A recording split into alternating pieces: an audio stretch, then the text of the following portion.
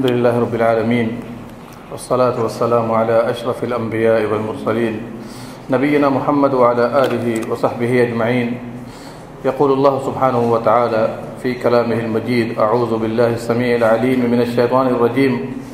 قتل أصحاب الأخدود النار ذات الوقود إذ هم عليها قعود وهم على ما يفعلون بالمؤمنين شهود وما نقموا منهم إلا أن يؤمنوا بالله العزيز الحميد. میرے بھائیو، تاریخ اسلامی کے اندر بہت سے ایسے واقعات گزرے ہیں کہ ہم مسلمانوں کو چاہیے ان واقعات کو پڑھیں، ان واقعات کو سمجھیں، اور اس میں ہمارے لیے عبرت ہے، درس ہے، موعظت ہے، پند اور نصیحت. اور یہی وجہ ہے کہ اللہ سبحانہ و تعالیٰ نے قرآن پاک جیسی مختصر کتاب میں ان واقعات کو بیان بھی فرمایا ہے. کیوں فرمایا ہے؟ اس بنا پر کہ ہم اور آپ اس سے اپنی زندگی میں انقلاب پیدا کریں. ان میں سے ایک واقعہ بڑا دلچسپ ہے، اصحاب اخدود کا واقعہ. اخدود کس کو کہتے ہیں عربی زبان میں؟ کس کو کہتے ہیں؟ گڑھوں کو کہتے ہیں. گڑھا تو جانتے ہیں نا، گڑھا جو کھودتے ہیں، زمین کھودتے ہیں، اس کو عربی زبان میں اخدود کہتے ہیں. گڑھوں کا واقعہ ہے. تو گڑھوں والے کا واقعہ کیا ہے؟ یہ بڑا دلچسپ واقعہ ہے.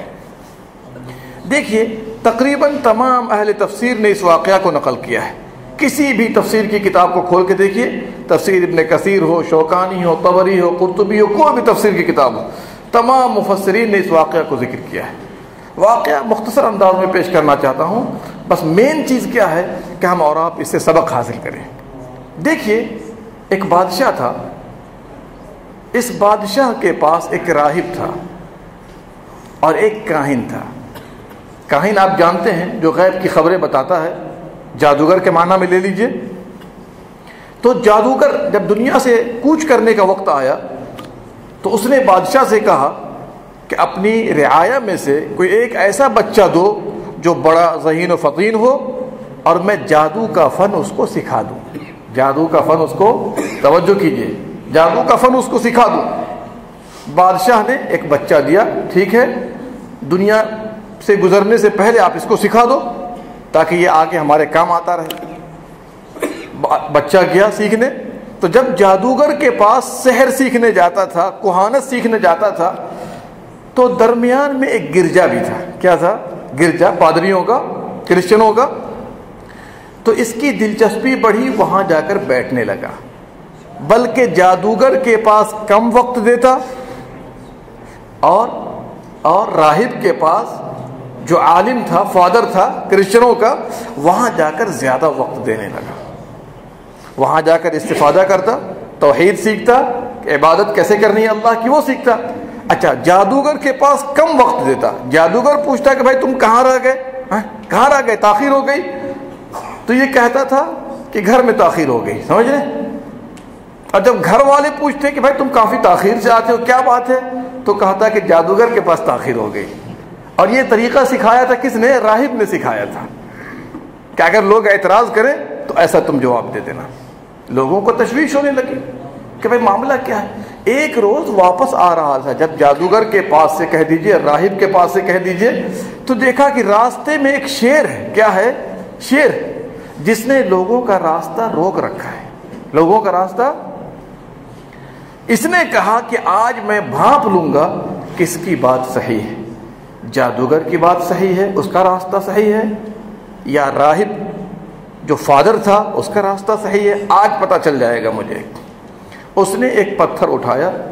پتھر اٹھانے کے بعد اس شیر کو مارنے کی کوشش کی، اور دل میں یہ خیال آیا کہ اگر شیر مر گیا تو فادر کی بات صحیح ہے، پادری کی بات صحیح ہے، راہب کی بات صحیح ہے، اور اگر نہیں مرا اس کا مطلب کون صحیح ہے؟ جادوگر صحیح ہے. اس نے مارا بسم اللہ اللہ اکبر کہہ کر.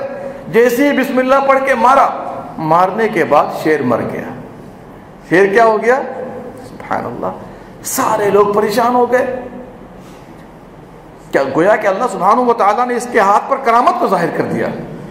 اب سارے لوگ پریشان ہو گئے. اس کا چرچا ہونے لگا کہ دیکھیے جس شیر نے راستہ روک رکھا تھا، سارے لوگ ادھر ادھر ہو گئے تھے، اب راستہ کھل گیا شیر کے مرتے ہی. لوگوں میں بڑا ہنگامہ ہونے لگا. یہ خبر پہنچی بادشاہ تک. کہاں تک پہنچی؟ بادشاہ تک. اب اس کا اتنا ہنگامہ ہونے لگا کہ ماشاءاللہ اللہ کے حکم سے، اللہ کے دیے ہوئے علم کی روشنی میں اس نے بہت سے بیماروں کا بھی علاج کرنا شروع کر دیا. علاج کیا ہے؟ اللہ پر یقین ہے، اللہ پر بھروسہ ہے. بسم اللہ کہا کہ کچھ دم کر دیتا تھا تو بسا اوقات بہت سے اندھے ٹھیک ہو گئے، بہت سے آفت لوگ جو آفت میں پڑے ہوئے تھے، بیماریوں میں پڑے ہوئے تھے، سب ٹھیک ہونے شروع ہو گئے. اور بھی ہنگامہ ہونا شروع ہو گیا اس قوم کے اندر. یہاں تک کہ بادشاہ نے اس کو بلایا، راہب کو بلایا، اس بچے کو بلایا، اور جس کی آنکھ ٹھیک ہو گئی تھی اس کا تعلق دربار بادشاہ سے بھی تھا، اس کو بھی بلایا. سبوں کو بلا کے کہا کہ بھائی یہ بتاؤ تم سب کا رب کون ہے؟ چونکہ رب ربوبیت کا دعویٰ اس نے بھی کر رکھا تھا، رب ہونے کا دعویٰ بادشاہ نے بھی کر رکھا تھا. تو ان تینوں نے کہا کہ میرا رب، ہم لوگوں کا رب اللہ ہے. کہا وہی اللہ نا جو میں ہوں. کیا کہا اس نے؟ وہی اللہ نا جو میں ہوں. کہا نہیں، میرا، ان کا اور تمہارا سب کا رب اللہ ہے جو آسمانوں پر ہے. کون ہے؟ آسمانوں پر. ظاہر سی بات ہے، عقیدہ مضبوط ہو، توحید مضبوط ہو تو سارے معاملات کو آدمی کدھر سپرد کرتا ہے؟ کس کی طرف سپرد کرتا ہے؟ ایک اللہ کی طرف. آپ کی زندگی میں اچھائی ہو تو بھی اللہ کی طرف سپرد کیجئے، کوئی مصیبت آ جائے تو بھی اللہ کی طرف، کہ اللہ کی طرف سے یہ مصیبت تھی، اللہ نے بطور آزمائش یہ مصیبت دی تھی. اس کے بعد تمام رعایا کو فکر ہو گئی کہ اس بچے کو دنیا سے ختم کرنا چاہیے، نہیں تو اس کی سلطنت کیا ہو جائے گی؟ آہستہ آہستہ ختم ہونی شروع ہو جائے گی. لوگ اس کی طرف مائل ہونے شروع ہو گئے. بادشاہ نے ایک ترکیب سوچی کہ ایسا کرتے ہیں، ایک بڑی فوج کے ساتھ اس نوجوان کو پہاڑ پر لے چلتے ہیں اور پہاڑ کے اوپر سے گرا دیں گے. ایک بڑی فوج کے ساتھ، حالانکہ ایک آدمی کافی تھا اس کے لیے. جیسے ہی فوجی سب پہاڑ پہ چڑھے، چڑھنے کے بعد اس نے رب سے تعلق قائم کیا، دعا کی، اے اللہ یہ لوگ میرے پیچھے پڑے ہوئے ہیں تو بہتر معاملہ فرما. اور ایک دعا کی، اللہم اکفنیہم بما شئت، اللہم اکفنیہم. کبھی بھی دشمن کا خوف ہو اس دعا کو استعمال کیجیے. اسی دعا کو پیارے نبی صلی اللہ علیہ وسلم نے ہجرت کے موقع پر بھی استعمال کیا تھا. جب سراقہ بن مالک بن جعشم آ گئے تھے پکڑنے کے لیے، 2 نیزہ 3 نیزہ، بعض روایت کی روشنی میں 1 نیزے کا فاصلہ رہ گیا تھا، تو پیارے نبی صلی اللہ علیہ وسلم نے بھی یہی دعا پڑھی تھی، اللہم اکفناہم بما شئت. بات سمجھ میں آ رہی نا؟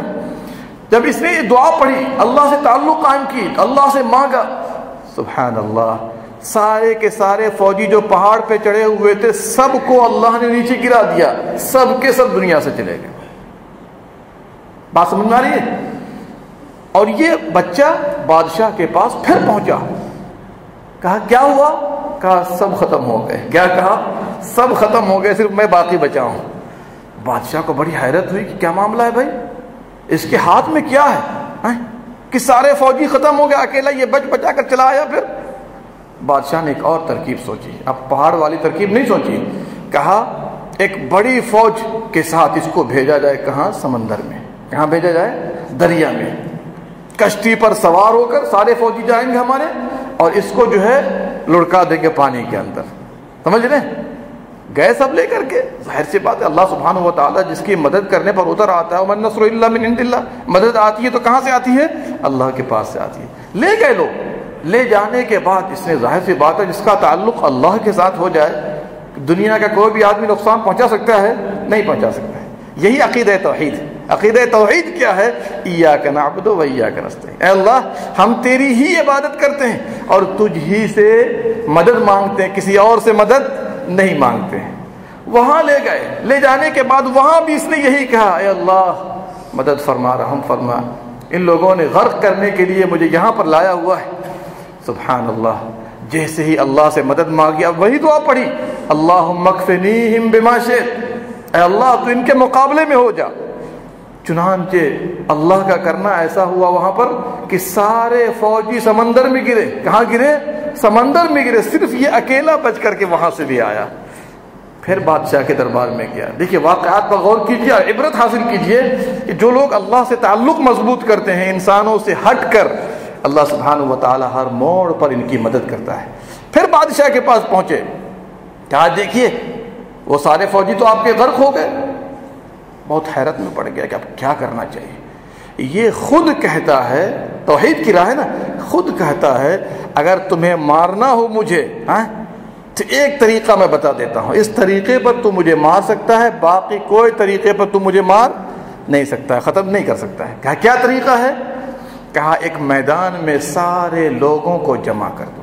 ایک میدان میں کیا کرو؟ سارے لوگوں کو جمع کرو۔ جب سارے لوگ جمع ہو جائیں تو تم مجھے بلانا وہاں پر، اکیلے مت بلانا، اکیلے میں نہیں مار سکتے ہو۔ جب سب لوگ آ گئے میدان میں، اس کو لایا گیا کہ اب بتاؤ طریقہ کیا ہوگا مارنے کا؟ کہا جب تیر چلانا، اب میری تیر لینا میری کمان سے، اور بسم اللہ رب ھذا الغلام کہنا۔ کیا کہنا؟ بسم اللہ رب ھذا الغلام، اللہ کے نام سے جو اس غلام کا رب ہے، اس غلام کا رب ہے، یہ کہہ کر کے مجھے مارنا۔ جیسے ہی بادشاہ اور اس کے حواریوں نے یہ کہہ کر تیر چلانا شروع کیا، بسم اللہ رب ھذا الغلام، اللہ اکبر، تیر مارا، آدمی تو مر گیا، بچہ تو مر گیا، سارے لوگ مسلمان ہو گئے، سارے لوگ، سبحان اللہ۔ یہ بادشاہ ہکا بکا رہ گیا کہ بتائیے، ہم نے تو ترکیب سوچی تھی اس کو ختم کرنے کے لیے، اب تو ایسا لگتا ہے کہ میں ہی ختم ہو جاؤں گا۔ جب سارے مسلمان ہو گئے، سارے توحید پرست ہو گئے، ایک اللہ کی عبادت کرنے والے بن گئے، اس کا مطلب کیا ہوا کہ میرے اختتام کا وقت قریب آ پہنچا۔ اس نے کیا کیا؟ جن سب لوگوں نے اسلام قبول کیا تھا، سب کو سوچا کہ ان سب کو جلایا جائے، لیکن جلانے سے پہلے کہا سنو، سب کے سب میری ربوبیت پر ایمان لانا، میرے رب ہونے پر ایمان لانا، اور جس نے اللہ کا کلمہ پڑھا ہے، اگر وہ باز نہیں آتا، پھرتا نہیں اس کلمے سے، ہم ان سب کو آگ میں ڈال دیں گے، ان سب کو آگ میں ڈال دیں گے۔ اسی طرف اشارہ ہے قتل اصحاب الاخدود، اللہ نے لعنت کی ہے گڑھے والوں پر، جنہوں نے خندق کھود کر کے مسلمانوں کو ذلیل و خوار کرنے کی کوشش کی، جلانے کی کوشش کی، جیسا کہ آج بہت سے ممالک میں مسلمانوں کو کاٹا پیٹا جا رہا ہے۔ سنتے ہیں کہ نہیں سنتے ہیں خبریں؟ برما کے اندر فلاں جگہ شام میں۔ یہ ہماری اور آپ کی بدعمالی اور بے ایمانی کی نحوست ہے کہ غیر مسلم اس طرز پر اب آ گئے ہیں کہ گاجر اور مولی سے بھی زیادہ خطرناک انداز میں مسلمانوں کو کاٹ رہے ہیں کہ نہیں کاٹ رہے ہیں؟ گاجر مولی کو تو آدمی چھل کر کے کاٹتا ہے، چھل کر کے نہ کاٹتا ہے، لیکن مسلمانوں کو آج ایسے ہی جیسے تیسے پوری دنیا تماشائی بنی ہوئی ہے کہ نہیں بنی ہوئی ہے؟ غور کر لیجئے، یہ ہماری اور آپ کی کوتاہی کا نتیجہ ہے، بے ایمانی یا بدعملی کا نتیجہ ہے، برائیوں میں لٹ پٹ ہونے کا نتیجہ ہے۔ غور کیجئے ذرا سا، ایک ایک کر کے بادشاہ لوگوں کو آگ میں ڈال رہا ہے، اور سارے ان کے حواریین آگ کے قریب بیٹھ کر کے تماشائی بنے، اذ ہم علیہا قعود، وہاں پر بیٹھ کے تماشا دیکھ رہے ہیں، وہم علی ما یفعلون بالمؤمنین شہود، مومنوں کے ساتھ جو معاملہ کیا جا رہا ہے، النار ذات الوقود، آگ جلا کر کے، خندق کھود کر آگ جلا کر تمام کو اس میں جھونکا جا رہا تھا، اس میں ڈالا جا رہا تھا۔ ان کا جرم کیا تھا؟ وما نقموا منہم، ان کا جرم صرف ایک تھا، الا ان یؤمنوا باللہ العزیز الحمید، کہ انہوں نے اللہ جو عزیز ہے، بڑا زبردست، غالب ہے، حمید، قابل تعریف ہے، ایسے رب پر ان لوگوں نے ایمان قبول کیا۔ ان کا جرم تو اتنا ہی تھا۔ اس کے بعد ایک بچہ آیا اپنی ماں کے ساتھ، جو دودھ پی رہا تھا بچہ، اپنی ماں کو کیا کہتا ہے؟ دیکھیے، ہے دودھ پینے والا بچہ، کیا کہتا ہے کہ ماں اس آگ میں کود جا، ماں اس آگ میں کود جا، آخرت کی آگ دنیا کی آگ سے بہت زیادہ تیز ہے، آخرت کی آگ دنیا کی آگ سے بہت زیادہ تیز ہے۔ یہاں تکلیف اٹھانے کی کوئی بات نہیں ہے، لیکن آخرت میں جہنم میں تکلیف نہ آئے تو کود جا۔ اللہ اکبر۔ پیارے نبی صلی اللہ علیہ وسلم نے فرمایا 2 سے 3 بچوں نے، بعض روایت میں 2 بچے کا تذکرہ ہے، بعض روایت میں 3 بچے کا تذکرہ ہے، تو 3 بچوں نے گود میں بات کی، ان میں سے ایک بچہ یہ بھی تھا، ایک بچہ یہ بھی تھا جس نے ماں کے گود میں ہوتے ہوئے اور اپنی ماں سے بات کی تھی کہ کود جا، یہ آگ جو ہے کمتر ہے آخرت کی آگ سے۔ میرے بھائیوں، کیا اس واقعہ میں ہمارے اور آپ کے لیے عبرت نہیں ہے؟ بتائیے، توحید پر رہنے والے، اللہ کی خالص عبادت کرنے والے، اللہ پر ایمان رکھنے والے لوگوں نے تکلیفیں برداشت کی ہیں، آگ بھی برداشت کر لیا، لیکن یہ برداشت نہیں کیا کہ اللہ کے علاوہ کسی اور کی عبادت کریں، یہ برداشت نہیں کیا اللہ کے علاوہ کسی اور کو پکاریں۔ سارا معاملہ اس وقت کا یہی تھا کہ ہم اور آپ جب ایمان لے آئے تو ایمان لانے کے بعد وہ ایاک نستعین پر عمل کیا جائے، اللہ کے بندوں میں سے کسی اور کو پکارا نہ جائے سوائے اللہ رب العالمین کے۔